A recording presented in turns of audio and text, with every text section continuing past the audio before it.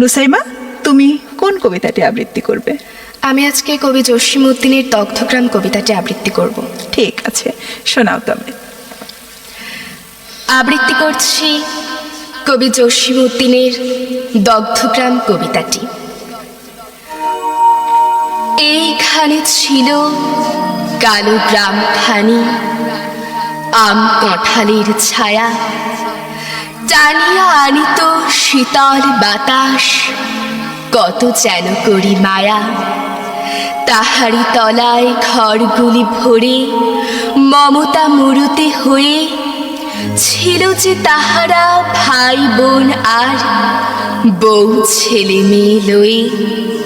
সুখের স্বপন জড়াই ঘুরাই ছিল যে তাদের বেড়ে, আকাশ হইতে আসিত আশিস দেবের ভবন ছেড়ে। গঞ্জের হাতি সওদা বেচিতে বউ যে কহিত কানে, আমার জন্য নয়ন চুরির শাড়ি যেন কিনে আনে। হাটের ভেট্টি পিতারে বেড়িয়া ছোট ছোট ছেলে মেয়ে হাসিত নাচিত বিস্কুট আর চিনির পুতুল পেয়ে।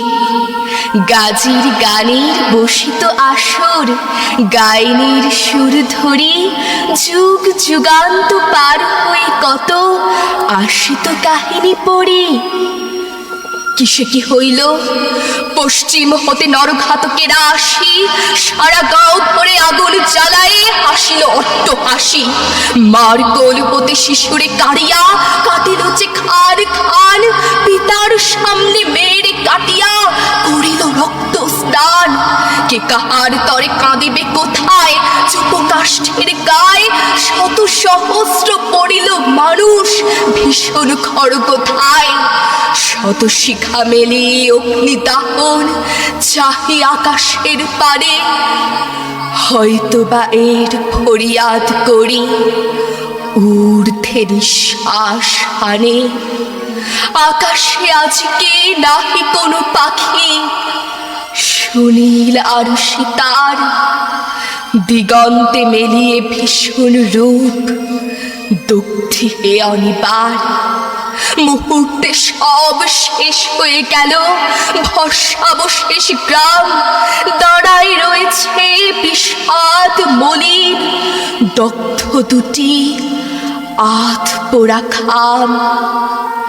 ওইখানে ছিল কুলের গাছটি, স্থলিত দগ্ধ শাক। পাড়ার যত না ছেলে মেয়েদের নীরবে পড়েছে ডাক। আর তো তাহারা ফিরে আসবে না, নাড়িয়া তাহার ডাল পারবে না ফল দস্যু ছেলেরা অবহেলি মার গাল। সিঁদুরে আমের গাছ ছিল হোথা, বছরের শেষ সরে শাখা ভরা আম সিঁদুর পড়িয়া সাজিত বের করে। সে গাছে তো আর ধরবে না আম, বৈশাখ মাসের ঝড়ে সে ছেলে মেয়েরা আসবে না পুরো আম কুড়াবার তরে। সারা গাঁও খানি দগ্ধ শ্মশান, দমকা হাওয়ার ঘায় দীর্ঘ নিঃশ্বাস আকাশে পাতালে ভস্মে উড়িয়া যায়। দীর্ঘ নিঃশ্বাস আকাশে পাতালে ভস্মে উড়িয়া যায়, ভস্মে উড়িয়া যায়, ভস্মে উড়িয়া যায়। বাহ, ধন্যবাদ। কি চমৎকার আবৃত্তি নুসাইবা, তোমাকে অনেক অনেক ভালোবাসা। ধন্যবাদ।